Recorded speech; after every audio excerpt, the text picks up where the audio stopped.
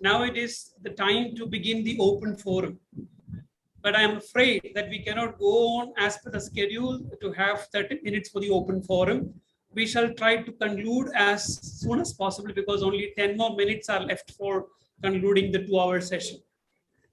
It is Father Jose Thenpillil, the Provincial of the Claretian Congregation, who has agreed to moderate the session and to offer us the concluding remarks. Father Jose Thenpillil, the Provincial of St. Thomas Province of the Claretian Congregation, holds a PhD from Bangalore University. And interestingly, he had been working in Meghalaya, Bangalore, and Kerala before he assumed the responsibility as a major superior.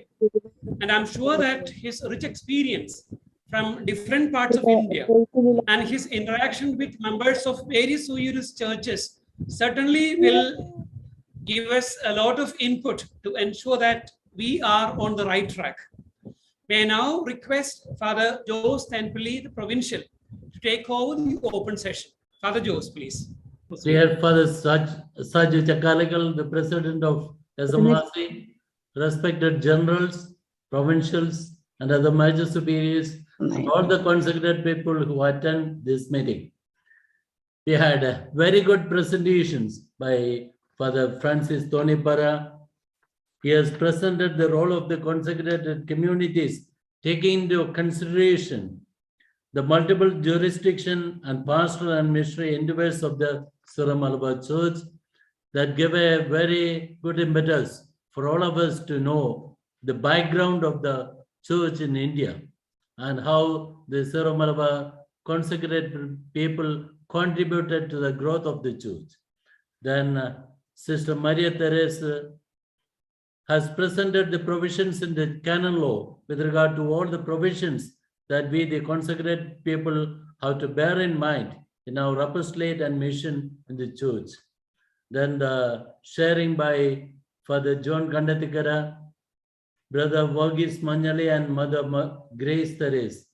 Through these presentations and sharing, we became aware about our rights and our duties as consecrated people in the multi-jurisdictional context of India.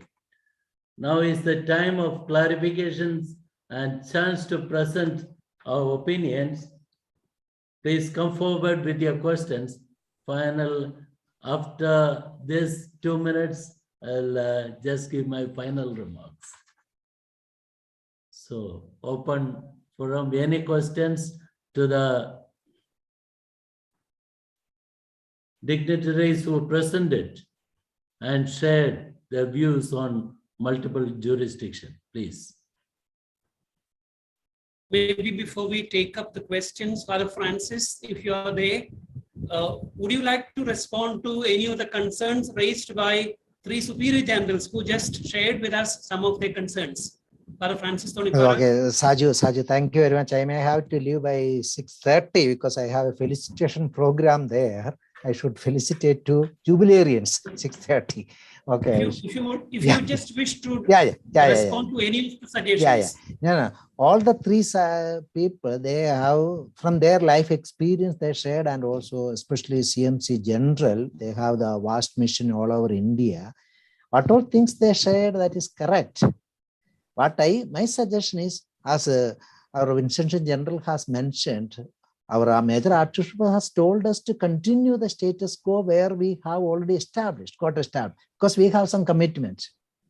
Because the problem is, in between, there are people who spread the idea that all India means we should be there, fully there, and all should come to us and all. I think we may have to be very cautious. My suggestion is, humble suggestion is, we go for further missions under the banner of Shamshabad or something. When we undertake new missions, we should be we should see that it is done under the banner of Shamshabad. Otherwise, again, we may be creating problems. That is the general observation I want to make. But we should have a constant dialogue with the authority, especially we should have a concrete suggestions we should make to the Bishop of Shamshabad, Raphael Tattil, because they think that all India means all India. Now you know that some priests come and they go away from there. So instead of that, allot certain territories to the religious, then we develop, if at all there is a need to be handed over, eventually we could hand over to a diocese, no problem.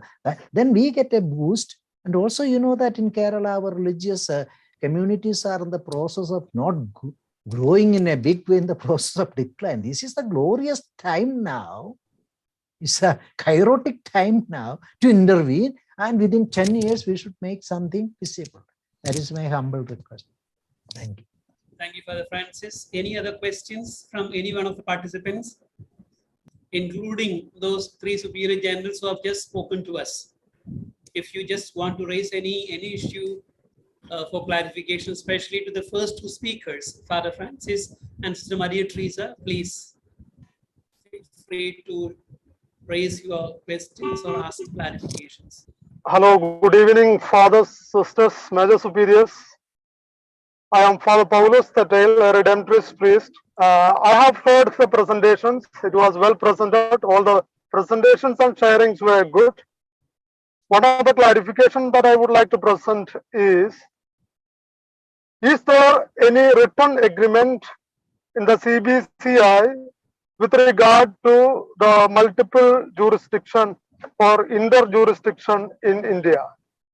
Second question is, in the presentation of Sister Maria Teresa, she had mentioned about circumscription, a canonical term that had been written in the letter of Pope Francis regarding the jurisdiction in a concept of circumscription, and the general term that we use, territory.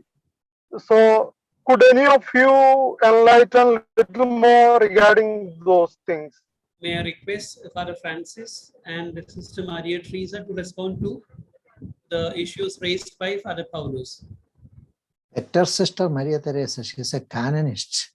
No, the idea is even the All India jurisdiction, the concept is clear, because even some are doubting, although there are certain reservations. Because recently we had a seminar attended by, presided over by Cardinal Sandri. Then he was saying that you already have the All India jurisdiction. That is there. But I cannot clearly say what is the circumscriptive and territorial concept is. That is a concept of Latin tradition, territorial jurisdiction. Our concept is of a personal jurisdiction. And it is clearly mentioned that all the territories which are not part of the existing Syro-Malabar Church are part of the Shamshabad diocese. And again, the privileges are given to the synod and the major archbishop to take proper decisions. So this is the just explanation I just want to tell you. That is regarding the question. Father Saju Chakalakil, the first part of the question, is there any agreement with the Latin bishop, CBCI, regarding, Pope had written to all the bishops in India. Did Syro-Malabar Church have an agreement with the Latin bishops in India?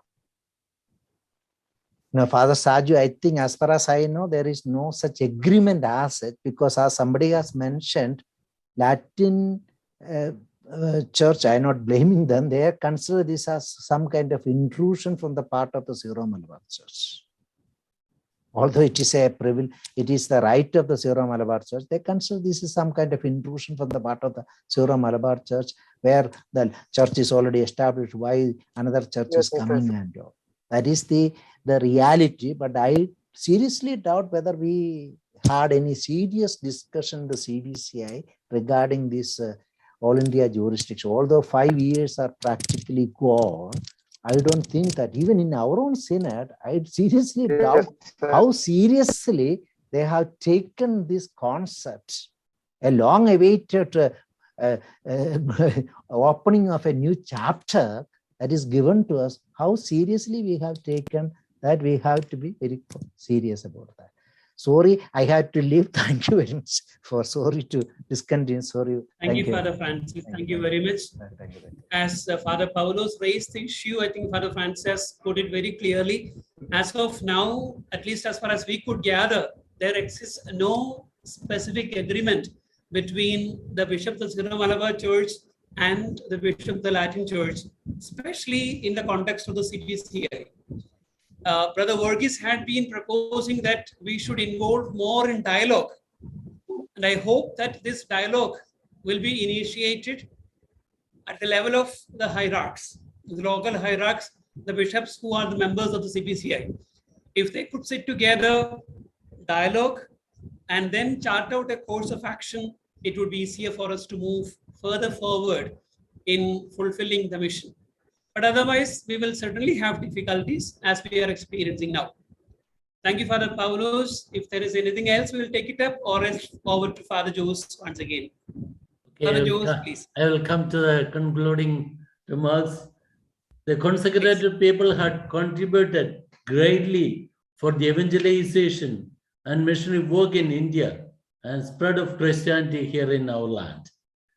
Many priests and consecrated persons working in this Latin territory or the Latin dioceses are from the Syro-Malabar Church, and they render their services in Latin parishes and missions.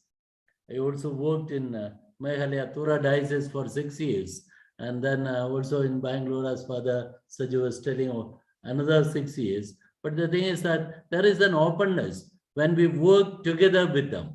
But if we say we are Syro-Malabar and continue to work in our own right, there is some hesitation from the part of the local ordinaries as well as some of the priests in the dioceses. But some of the local ordinaries are very much accepting our presence. And recently we had a discussion with, I went and met Archbishop Thomas of Gandhinagar Archdiocese. He was very positive, accepting our presence there, starting a ministry of mercy. He was very welcoming and very much appreciative of the contributions of the members of Syro-Malabar consecrated people. So the cooperation among all the sui juris churches should continue. For example, in the area of retreats and seminars for clergy, Bible conferences, celebration of common feast days, and ecumenical endeavors. With the growth of spiritual friendship and mutual assistance, any tensions and apprehension should be swiftly overcome. We, the consecrated people, have to become aware of our rights and duties. We must become ambassadors of unity in the church. The Syro-Malabar consecrated people have a great role to play in the evangelization of India. Let us strive for that wholeheartedly. And also, as Father Saju and Father Francis was telling, let us continue the discussions between the sui juris churches, and thereby we can contribute a lot. And let us strive for that wholeheartedly. Wishing you all the best. I remain. Thank you. And I appreciate very much the efforts of Father Saju Chakalikal for conducting this symposium. It enabled a lot of consecrated people to get a clear vision about our tasks, rights, duties, responsibilities. Thank you very much.